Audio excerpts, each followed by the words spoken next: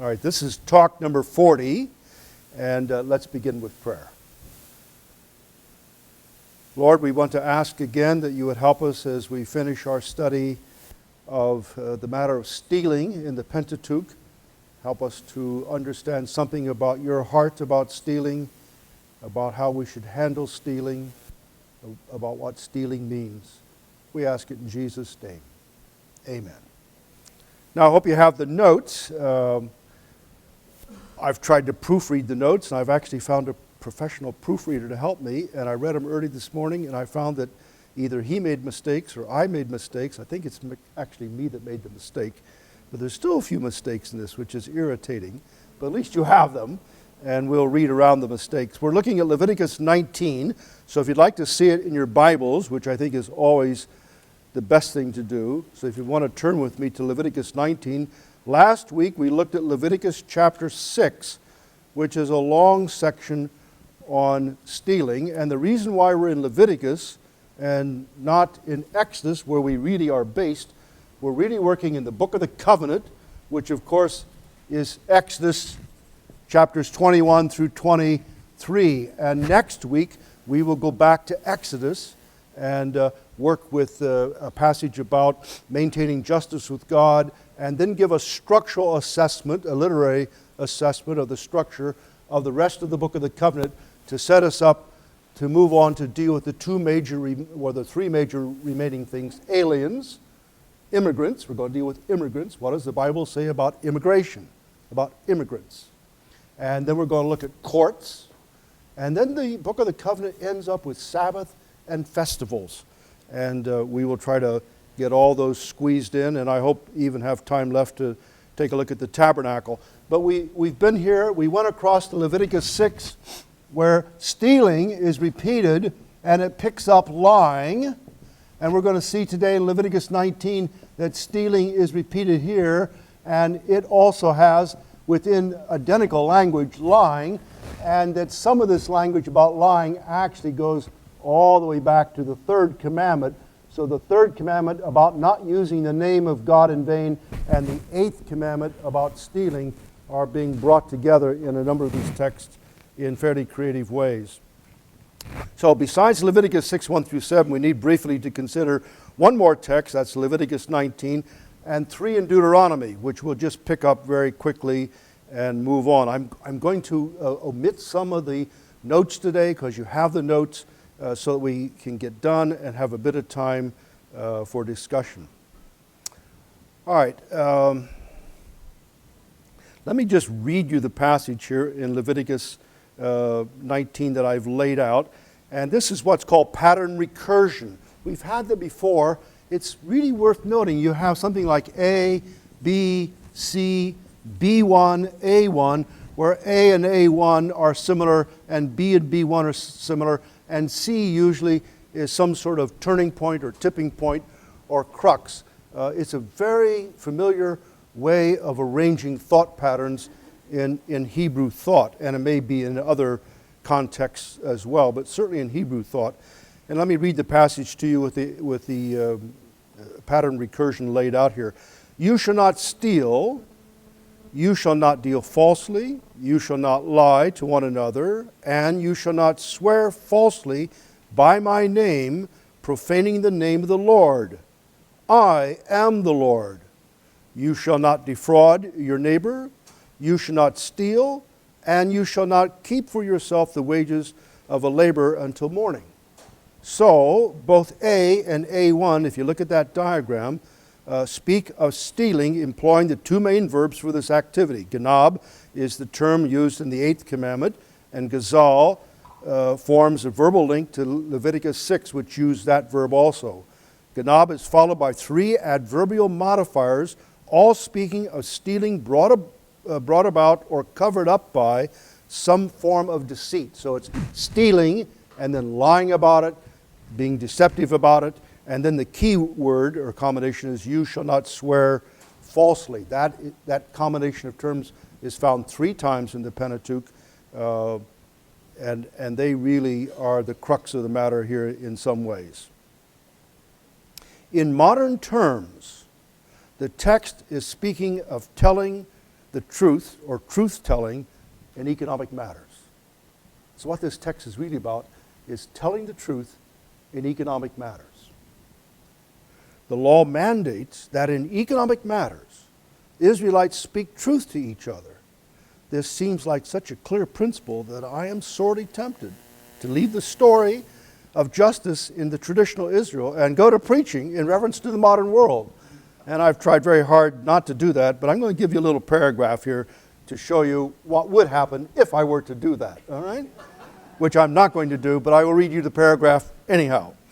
Maybe the step is not so great from a simple face-to-face village dealing with stealing things of economic value by false deals, lying, false statements within traditional Israelite culture, to, the step to our world, to a complex, faceless, big city dealings about stealing things of economic value and then covering it up or covering it over by false deals in complex derivatives, lying about them to officials within a company and to government regulators, and even swearing falsely about such products under oath in court and before a congressional hearing within modern American society.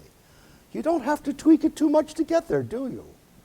I mean, the step in that case is a small step. You don't have to take a huge step. And so, I mean, in Israel, Yahweh wants people to speak the truth in economic dealings. If you needed to find a text to substantiate truth in lending or truth on Visa cards or truth in car loans or whatever your particular angst is, this is the text. And it says, when you advertise, don't lie about it. Tell them the whole truth. Otherwise, it's stealing. Yeah? It's stealing. Here the link with Leviticus 6:1-7 is most evident. That is, stealing is linked to lying, especially in an oath. The difference between Leviticus 6 and 19 is that Leviticus 6 is a matter of case law, if then, but Leviticus 19, which we just read, is apodictic command. That is, you shall not. In A1, Gazal is linked to stealing accomplished by delayed payment of wages, the very last line there.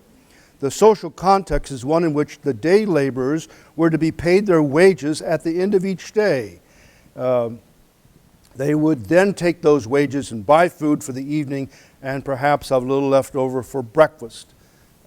Having lived most of my life in Asia and Africa, one of the things that Dolores and I tried very hard to do was to always have enough cash on hand. And if you're dealing in pesos and in shillings, you need to have a lot of them, all right?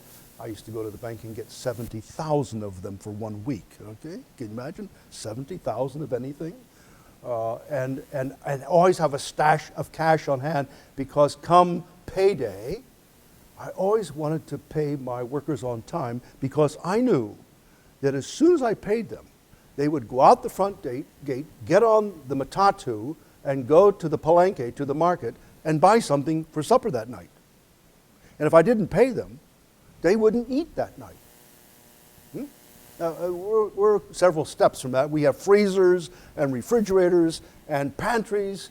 If you'd have seen my father's pantry, he could have survived 2 world wars. You know, and I think that's really why he had all that stuff stocked up, you know. But people in this kind of context, day laborers, live on a margin. And you buy it at 5 o'clock, you cook it at 6 o'clock, you eat it at 7 o'clock, and it's gone. And if you delay, they're going to be in trouble. And delayment in paying is actually a form of stealing. Do you see that? He links the delay of paying to stealing. I wonder if major financial institutions got a whiff of that. You know, you can delay the shifting of money in major accounts by just 30 minutes and make a mint if you know what you're doing, right? Now, I realize none of you are in that game, but we know about those games, don't we? And you just let you just tell the guy in charge of accounts, don't do it tonight, do it tomorrow morning, and you let that money sit overnight, and it does things, doesn't it? And, well, delay of paying is a form of stealing. Deuteronomy 24:14 makes this most emphatic and extends the law even to the alien. And we'll come to the aliens in a couple talks from now. Do not take advantage. That's a very interesting phrase, and we won't take time to work on it now. But taking advantage, and you want to ask yourself, who's taking advantage of whom? Do not take advantage of a hired man who is poor and needy, whether he's a brother, Israelite, or even an alien living in one of your towns. Pay him his wages each day before sunset. That's what it means not to take advantage of him. At least it's one example of it. There are probably other examples also, but this is the one at hand. Because he's poor, and he's counting on it. He's going to go down to the Palenque and spend it. Otherwise, now look at this, otherwise he may cry to the Lord against you, which is exactly what Israel did to Yahweh when Pharaoh was oppressing them or stealing from them. We'll come to that later. Otherwise he may cry to the Lord against you, and you will be guilty. You will have broken the law. So you need to pay your employees on time. The contrast and comparison between Leviticus 6 and Leviticus 19 is most easily shown, I think, in a chart. So top of page 2, you have the chart here, and I'm not going to walk you through the chart. You can just look at it, and you can see for yourself. It's interesting that they both say the same thing. One of them says it in case study law. One of them says it in apodictic law. They're both saying the same thing. Why it's said twice, I'm not quite sure, but it is said twice, and here you have them.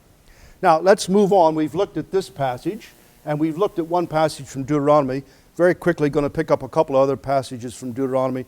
Deuteronomy 23:24, the distinction between gleaning and stealing. Besides Deuteronomy 24:14, do not take advantage of a hired man. So that's one Deuteronomy passage. And I'll just write that up here because I'm going to make a statement about this in a minute. Besides that passage, we have this one. Besides Deuteronomy 24 cited above, there are two other brief statements about stealing in Deuteronomy, which round out the topic of stealing in the law. Deuteronomy explains when eating fruit or grain from your neighbor's vineyard or grain field becomes inappropriate, that is stealing. If you enter your neighbor's vineyard, you may eat all the grapes you want. Now that should rub you the wrong way. Yeah. But do not put any in your basket. You see the difference? You can go and stand all day under his fig tree and eat as many figs as you want, although I would caution you against eating too many figs. If you enter your neighbor's grain field, you may pick kernels with your hands, but you must not put a sickle to the standing grain. All right? McConville, who's one of my favorite commentaries on Deuteronomy and who is an evangelical, helpfully explains the social world and the underlying understanding of this text, saying, these two provisions, unique to Deuteronomy, are consistent with the concept of the obligation of each Israelite to all brothers and sisters within the covenant community. As in the prohibition on interest taking, which we've not come to yet, economic life is made subject to social needs. Now, he's telling us something that we really haven't fully come to yet, and we will need to look at Deuteronomy to come to that. But economic life is made subject to social needs.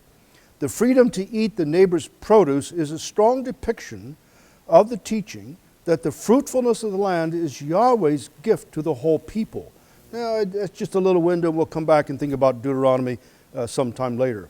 We learned something of this communal approach to fruit trees as new missionaries in Batangas City while studying Tagalog there.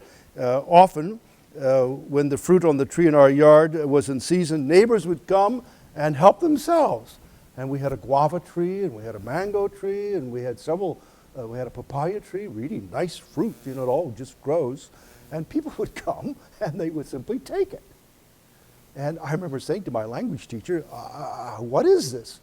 They said, well, they took it. I said, but it's stealing. And she said, no, it's not stealing. I mean, the fruit belongs to the community. Well, that's not our way of understanding fruit trees, is it? No, but it's It's almost everybody else's way of understanding fruit trees who lives in a traditional world. That there's a communal ownership and aspect clearly reflected in Israel. We certainly experienced it both in Asia and Africa. Now, this does not undermine private ownership. To pick fruit and put it into a basket or take a sickle to the grain was stealing. So, Moses understands stealing in private property. But standing under the fig tree and eating the fruit was not. This certainly is not what we as Americans have in mind. Now, let me go on to the next passage about stealing. It's kidnapping. We've had this before, but just to be inclusive here. If a man is caught kidnapping, and the word translated kidnapping here is ganab, exactly the same word we had in Leviticus 6 just a second ago, and Leviticus 19 about stealing. If a man is caught kidnapping, stealing one of his brother Israelites and treats him as a slave or sells him, the kidnapper must die. You must purge the evil from among you. The translations of Deuteronomy 24:7 of ganab render it either kidnapping, and you see the list, or stealing. Obviously, kidnapping is a specific form of stealing. But why the death penalty for such stealing? Because in Israel, you'd never exact the death penalty for stealing, with this one exception. Now, we'll find out in the law of Hammurabi, death is often the case for stealing. A literal translation of the opening line reads, if a man is caught stealing the life of one of his brothers, the nephesh. Nelson calls this social murder. The brother would no doubt sell him to a foreigner if he stole somebody. Therefore, the death penalty is applied to this sort of stealing, that is, life for life. As we shall see shortly, the death penalty or all sorts of stealing was common in other ancient Near Eastern laws, but not in the law of Moses. This is the only case where the death penalty is applied to stealing. We have refrained, I say this again, from moving directly to the modern day application for reasons explained above, but surely this text speaks with directness to trafficking of humans in the modern world, especially sex trafficking. Such trafficking steals the life of a person. Sex trafficking, stealing, actually steals the life of these young girls. And you've heard the stories, you know them, you don't need me to tell you that. Such trafficking steals the life of a person, especially a young, naive, defenseless girl. The penalty for such stealing in ancient Israel was death. It was death. We leave for later discussion the death penalty in the modern world. That's another whole discussion with a lot of complicated factors. Let's just do a little tabulation here. We've had 24, we've had several here. I won't write all the references down. But you can see that the law now, we start with the Ten Commandments back here in Exodus 20, which of course is repeated in Deuteronomy 5, and then the Book of the Covenant with the case studies. And then we've moved sideways because we were looking at stealing here in 22, 1 through 17, and we picked up stealing in Leviticus 6 and Leviticus 19, and then these all are also aspects of stealing. So we've actually covered all the texts in the law about stealing. But what's interesting, and you find yourself scratching your head, or at least I scratch my head, and I say, all right, Moses, why couldn't you just take an afternoon off and systematize this? I mean, didn't you go to law school?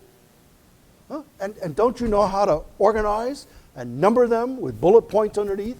And just, and especially this business about how much the restitution is, could you get straight the 5, 4, 2, and 120%? Right? It just, put that in the footnotes and spell it all out so it's neat and tidy. Well, it's not, is it? It's not. So I just want to comment on it. I don't really quite know what I'm doing. I'm skating out on the ice and I can hear it cracking in spring. So if I fall through, maybe you'll pull me back to shore.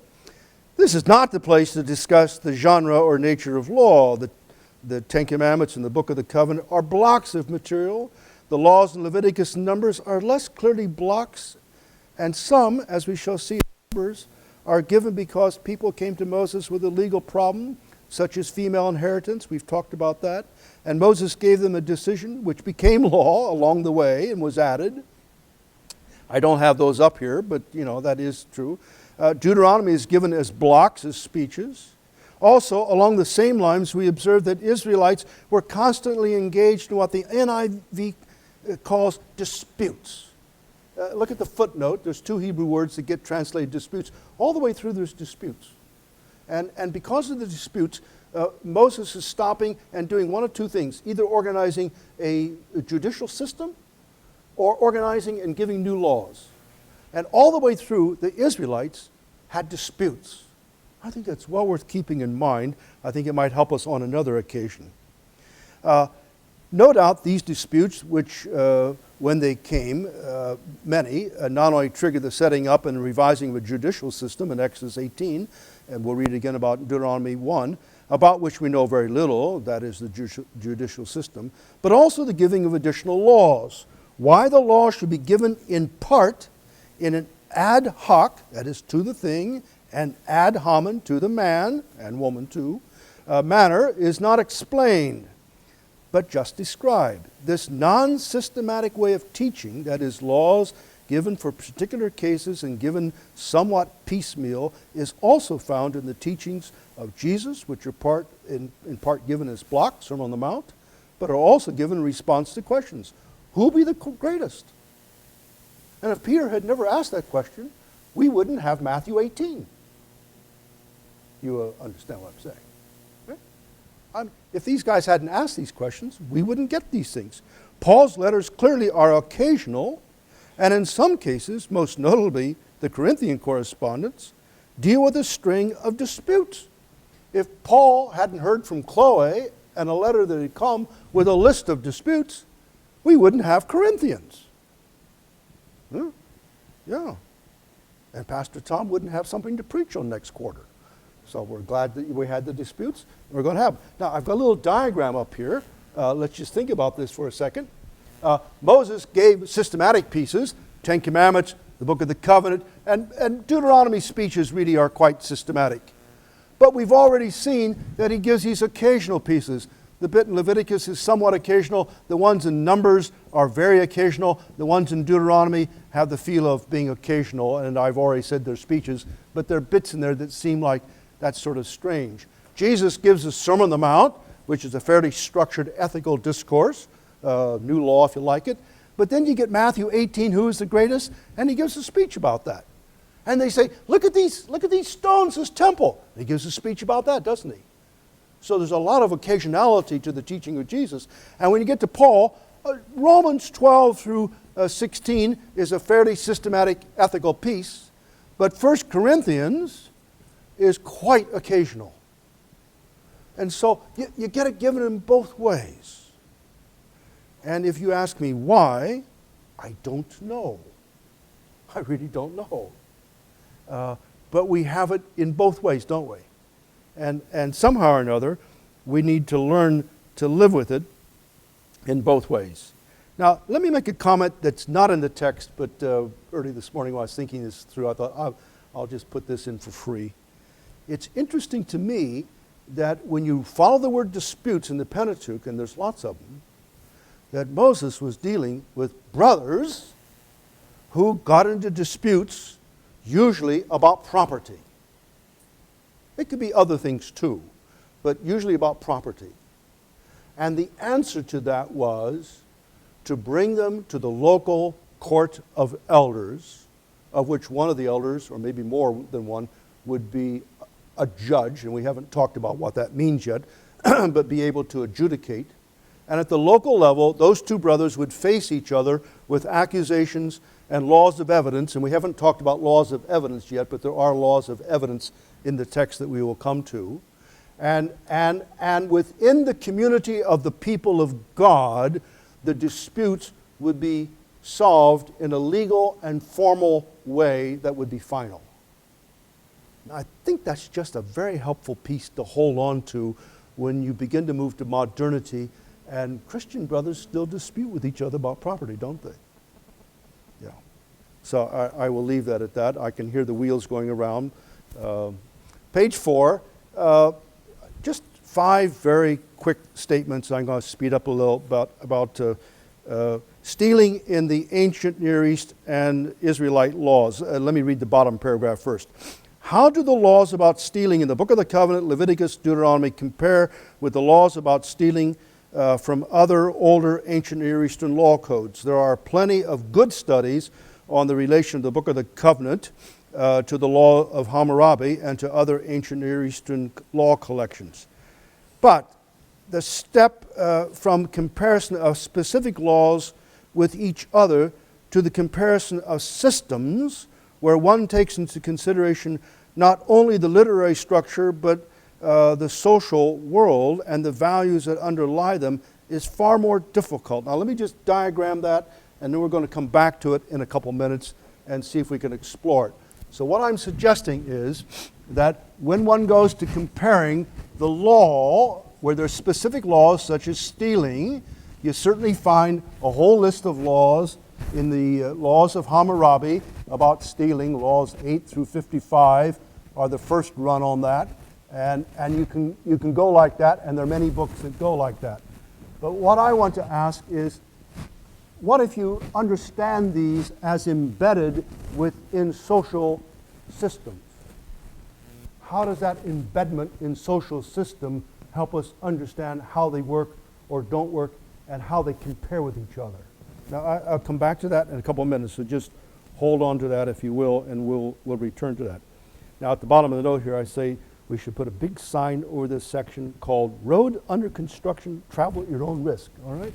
So we'll switch the metaphors from skating on thin ice to traveling over bad roads. I have 5 points and then a 6th one. The first 5 are comparison between the laws one for one. The 6th one is the system question.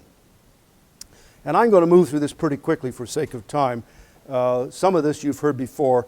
The death penalty is not applied to stealing possessions in the law of Moses. I'm going to skip the first paragraph. Why the difference between the law of Hammurabi and the Book of the Covenant in terms of the penalty for stealing? The usual answer is that in Israel, life was valued more than property. And I think that probably really is correct. But we need to explore this, I think, a bit more. First, it appears that the understanding of society as socially ranked, it was ranked in 3 tiers in the Mesopotamian society, in the law of Hammurabi, is used to assign penalties. That is, different penalties for different ranks. Now, we've explored that before. You've probably forgotten it, but we did. We explored it, and we actually read a long stretch from the Code of Hammurabi and saw the different levels of penalty depending on your rank. Between equals, the law of equality, the so-called lex talionis, which is the central piece in the concept of justice, is applied in the law of Hammurabi, but not between unequals. So, for example, in the area of intentional murder, Barmish, who did her doctoral study on murder, comparing these two systems, argues that instead of applying the principle of life for life of the lex talionis, that certain persons, if they were in a higher social rank, could avoid capital punishment by offering compensation for intentional murder rather than be murdered or killed themselves. In Israel, however, the master who kills even a chattel slave is to be put to death. And there's a law in Numbers, you'll see in the footnote, that says no compensation. So already when you compare these two, in Moses, death penalty for intentional murder. In the Code of Hammurabi, it depends a little bit on who you are. And if you're the right class, you can get out of being put to death. Secondly, it seems that in the law of Hammurabi, possessions are placed on the same level as human life, so that when a possession is stolen, human life is taken. And so the laws 8 through 25, all in with the frame, will be put to death. What is confusing is that whereas life for life seems to have been applied between equals, when it comes to stealing of possessions, the matter is life for possessions, which is not a matter of equality. Or is it? I mean, what was the underlying value in the society of Mesopotamia that allowed you to put someone to death for stealing something? Let me give you a breather and just tell you a little story. In my early days at NEGST, we used to have thieves come all the time because we had no fence. There still isn't a fence, but the thieves don't come quite so often. And a thief came one night and stole the cooker of a friend of mine. And he called the police. They eventually came. They had to go and pick him up, of course, and bring him. They didn't have cars in those days. But they came, and they had a rifle. I think it was the only rifle in the whole area. I told you my story before. Kenya, like Britain, is unarmed. So they came with a rifle.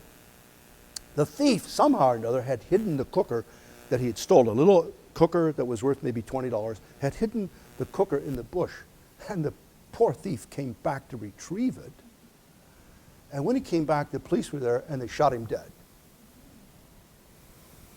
Yeah, well, you know, Dolores and I decided a long time ago that if they come and steal our stuff, we will pile it up in the front of the floor with a big sign saying, "Here, steal this," and lock ourselves as best we can in the bedroom, and we won't call the police because we didn't have anything in our house worth shooting people about.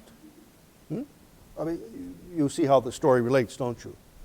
Yeah. But in ancient Mesopotamia, you could get shot for stealing. Could it really be that in some cases, and I wonder if these cases aren't the higher class and the lower class, the rich and the poor, could it be that in some cases possessions were seen as on a par with life itself? Do you follow what I'm saying? If I'm a rich man and own a very expensive piece of something, and you're a poor man and you come and steal it, my very expensive piece of something is obviously worth your life. Especially when we view people's lives strictly as economic. Is this why life was taken if a possession was taken? Did they hold on to lex talionis, life for life? Did they hold on to equality? Did they think that the expensive possession they had equaled the life of the poor person? You see what I'm fishing for? Yeah, you don't get this on the surface of the text, but you read the text and you say, what's going on here? Well, something's going on. To add yet another layer to my confusion, and you know the point of this class is to be confused on a higher level, yeah, and I'm sure you're getting your full money's worth. To add yet another layer to my confusion, Baker, who I rely on often in this study, observes that the Middle Assyrian laws and the Hittite laws about stealing are less harsh than the law of Hammurabi, but still harsher in general than the law of Moses. So when you see how these laws work, you do just wonder, why were people put to death for stealing possessions? Now, I'm going to try to pull this back together. Third, perhaps what is going on in the law of Hammurabi is that the lex talionis is understood as a principle of equality and is considered as a basic principle of justice. That is, in my jargon, the center of the star of justice. So let me draw this for you as best I can. And what I'm suggesting then, that in Mesopotamian culture, which had a concept of justice, that at the center of that was the lex talionis, was eye for eye, tooth for tooth, the sense of equality, that they understood that justice should be done with equality. That was a basic principle. But the principle is embedded in a society which, one, allows for social rank of a person to adjust the penalties prescribed in life for life, eye for eye. You with me? And two, that same society understands some possessions are equal in value, maybe it's especially the possessions of the rich, that some possessions are equal in value with life itself. Therefore, it may be true that both the Ten Commandments and the Book of the Covenant, along with the laws of Hammurabi, hold to the lex talionis as the basic principle of justice, that is the center. So if we have Israelite society over here, and I'm going to draw it differently now, I'm going to draw Israelite society this way, but both Mesopotamian culture and Israelite society share the lex talionis as the center. They both believe in that. But, having said that, the outworking of that principle is governed by the larger values in society. That is, the lex talionis is embedded in a society and manipulated by the values of the society. If this is correct, and I admit above that this is a road under construction, it means that justice in Israel was strikingly different than in the law of Hammurabi in particular and the ancient Near East in general. Also, now I'm going to go to preaching again. Also, it ought to alert the reader to the possibility that although in my own society we speak of justice for all right, so if we put America up here, and in the center of us we have justice for all, which is more or less the same as the lex talionis. So if we think that justice for all is central to our understanding of who we are as a people, we must ask if the principle is modified or in some way made unworkable because of the social context within which it operates. For example, within Israel, as we shall consider later, the cities of refuge and the Levitical cities were distributed in such a way that all had equality of access to these places of refuge from the avenger of blood in the case of manslaughter, and the Levitical cities were distributed in such a way, I lost my line here, the Levitical cities were distributed in such a way that people might get to the Levites to be assisted with the need for justice. That is, we will cover this later. Levitical cities, there's 48 of them, each tribe got 4. The cities of refuge are located in such a way that nobody's more than a day's travel, and you must build a road to the city of refuge so they can get there. So it's equality of access to the centers or the opportunity to get justice. One would think that in modernity there ought to be equality of access to places of justice and justice personnel. If not, then the principle of justice for all, do you see where I'm going? I'm asking, does that principle of justice for all embedded in a certain social context, how does it work? If not, if you can't get to justice, then the principle of justice for all is actually subverted by the social context, just as the lex talionis was subverted in ancient Babylon by its cultural values. So you can have perfectly good statements about how justice works. Lex talionis, we believe in eye for eye, tooth for tooth. All animals are equal, but some animals are a bit more equal than others. We've been around that bush, haven't we? Yeah. And in ancient Babylon, some people were more equal than others, right? And in America, we want to ask ourselves if we believe in justice for all, equality. Is there equality of access? What's the point of talking about equality before the law if you can't get there? You with me? If you can't get to it, what's the point of talking about equality before the law? All right, the second one. Restitution for stealing of possessions was at the most fivefold in the law of Moses. Where the death penalty for stealing was not applied in ancient Israel, the level of restitution was tenfold. In other laws, it was less than that, tends to be much higher. But you have these restitutions of 5, 4, 2, and even 120%. We've touched on that. I won't do that again. Top of page 5. Protection of the thief who steals by daylight. We've done that one. I'll leave that one with you. If you steal during the daylight in Israel, you can't be shot. But if you steal during the daylight in Mesopotamia, they can shoot you. All right. Number 4, less severe treatment of a thief who cannot pay restitution. If you're in Israel and you can't pay the mandatory restitution, you're sold into slavery for 6 years. In Mesopotamia, if you can't pay, you're put to death. Very different. In the law of Moses, stealing is not just a crime against a victim requiring restitution, but also a sin against the Lord. In the Code of Hammurabi, no talk about that. No talk about offending a god.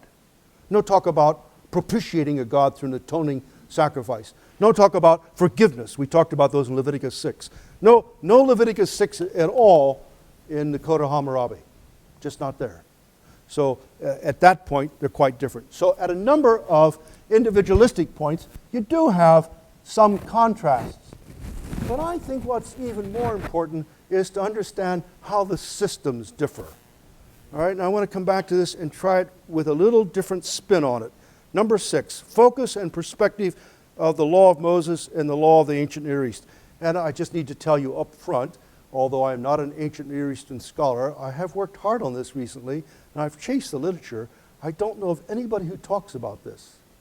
I have a stack of books about a foot high on the laws of Mesopotamia, and while I haven't read all of them, I've read through them.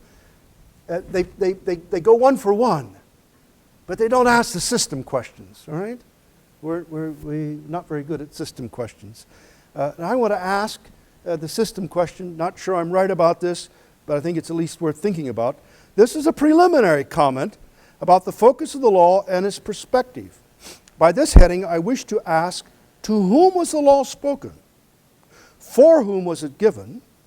And how does this perspective compare and contrast with that of the laws of Hammurabi and other collections? Now, taking the fourth commandment as a starting point, we can observe that the law, although obviously spoken to everyone, and we'll come to that below in Deuteronomy and elsewhere, is especially spoken to the head of the house. You will rest, and so will your son, and so will your manservant. Who's he talking to? And your maids, and so will your alien. Who's he talking to? He's talking to the head of the house. He's talking to the highest ranking person within that particular social setting. So the law is for everybody, but it's especially addressed to that head person. If we ask for whom, again the answer is everyone. But it is instructive that the fourth commandment, the first of the social commandments in our reckoning, is especially concerned with the lower ranks, manservant, maidservant, and those who might easily be asked to work on a day of rest. In terms of the eighth commandment, stealing, which we're dealing with, again, we would suggest that while the law obviously is given to everyone, nobody is to steal, and for everyone's protection, rich and poor, there surely is a sense in which it protects the most vulnerable. And we went through that with the Ten Commandments, but I think we're seeing it again here.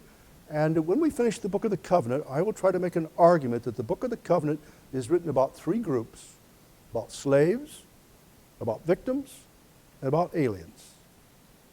And the reason why that should really go right to the heart of every Israelite is because they had just been slaves, victims, and aliens. So it's written, justice is for everyone, but especially for those who need the protection of it. Now, I want to make the point on this. So in terms of the eighth commandment, stealing, again, we would suggest that the law obviously is given to everyone and for everyone's protection. There surely is a sense, though, in which it protects the most vulnerable. It is the powerful who can steal from the less powerful. It is the poor, weak girl who can be raped by the strong, powerful man. Right? On the other hand, in the law of Hammurabi, there is some indication that the law favors the powerful, that is, the temple priest associated with the god of the palace or the temple. And I read you Law 8. If a man, and the Awilum here is the upper class man, if a man steals an ox, a sheep, a donkey, a pig, or a boat, so this is a stealing case, if it belongs either to the god or to the palace, or some authorities read temple, right? He shall restore 30-fold. So if you steal a pig from the priest, you got to give him back 30. But if you steal a pig from a commoner, you only have to give him back 10. Yeah. And if the poor guy can't pay you back 10, he'll be killed. Now, you've got to sort of expand this law and think about it. Well, why is it that if I steal a pig from the temple, from the priest, I'll give him back 30, whereas if I steal it from my neighbor, I only have to give him back 10? How does that work? And I want to suggest, and I'm not sure about this, and I need to go back and reread all the laws of ancient Mesopotamia. I'll do that this afternoon just before I take my nap. But if you go back and read all the laws of ancient Mesopotamia, my hunch, and it really is no more than a hunch, is that the laws of Mesopotamia are written for the priests and for the king. That is, they're written for the rich, for the people who have power. They're for everybody, but they're written with these people in view. The law of Moses for everybody, but it especially is written to protect the people. Now, there's a doctoral dissertation here, and I'm certainly not going to write it, but if that's anyways near true, it means that the law of Moses and the law of Hammurabi and the other laws that are quite similar to it have a very different ethos, and they work very differently, and they were constructed very differently. And some young whippersnapper needs to go, and after mastering Akkadian and Sumerian and everything else you need to master, write a shiny doctoral dissertation, of which I shall try to buy a copy, although they usually cost about $150, so I don't buy very many copies. All right, top of page 6, I'm going to just go through this like blitz. In fact, I'm not even going to go through it. Summary of teaching. I think I've said what I need to say except point 10. Look at point 10. This finally dawned on me as I was working on this week. Finally, it might be good to ask about links between stealing and the Israelites' experience in Egypt. We have explored the obvious links between Israelites being slaves in Egypt and how they are now to treat slaves in light of their own experience. Below, we shall do the same with Israelites being aliens in Egypt. In light of these explicit links of the law to their Egyptian experience, one wonders if the Israelites did not also see themselves not only as slaves and as aliens in Egypt, but also saw themselves as victims, that is, they had been stolen from. Victims of theft in Egypt. Exodus 1 and 2 make clear that Egypt used Israel as slave labor and did not pay them wages or adequate wages for their work. Egypt stole from Israel. I think that's a fairly clear inference to make from the text. Israelites were victims. Perhaps we should read, therefore, Exodus 3, 21 and 22, and its repetitions in 11, 2 and 3 and elsewhere, where the Lord sanctions an amazing act of restitution to put things right about this massive stealing. Let me read these odd verses to you. And I will make the Egyptians favorably disposed toward the people, so that when you leave, you will not go out empty-handed. Every woman is to ask her neighbor, and any woman living in her house, for articles of silver and gold, that is portable wealth, and for clothing, which you shall put on your sons and daughters, and you will plunder. And I've chased the various translation of Natsal, but plunder is not a bad one. It's a little strong, but it works. 11. Tell the people that every man is to ask his neighbors, not just the women, and every woman is to ask her neighbor for objects of silver and gold. The Lord gave the people favor in the sight of the Egyptians, so they didn't actually take it by force. Moreover, Moses himself was a great man of importance in Egypt in the sight of Pharaoh's officials and in the sight of the people. Then, as the Israelites, as the people, are just about to leave Egypt with their dough before it was leavened, with their kneading bowls wrapped up in their cloaks on their shoulders. They're just about to leave, and you're the narrator, and you're writing this incredible story about finally getting out after 400 years. What do you say? Oh, look at this. I mean, it's in your Bible too. I found it in my Bible. Just before they leave, the last thing the narrator says before he tells us they left, the Israelites had done as Moses told them. They had asked the Egyptians for jewelry of silver and gold and clothing, and the Lord had given the people favor in the sight of the Egyptians, so that they let them have what they asked, and so they plundered the Egyptians, and now they left, and the very next line is, and they left is the Exodus. Have those passages ever struck you as extraneous or odd? Or, you know, if you were an editor, you could probably edit them out. I mean, they don't really add anything to the story, do they? What is even more amazing, goodness, once you start poking your nose in this, what is even more amazing is that this plundering of the Egyptians was spoken about by Abraham, Abraham by the Lord in one of the two great expansions of the programmatic text. So Genesis 15 says, "Know for certain that your descendants will be strangers in a country not their own, and they will be enslaved and mistreated for 400 years. But I will punish the nation they serve as slaves." Why not just put a period there and save a bit of parchment? But he adds another line, "And afterward they will come out with great possessions." What's that got to do with the story? The act of coming out with great possessions, that is plunder, is linked with the Lord's punishing or judging or bringing judgment.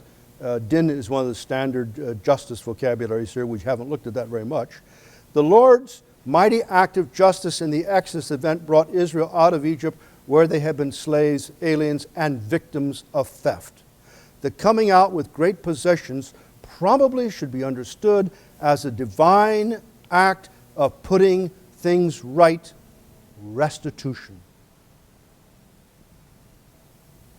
Egypt had been stealing from the Israelites for a long time. It's a little hard to figure out how long. I tried again this week to go back and do that. Yeah, it's beyond me.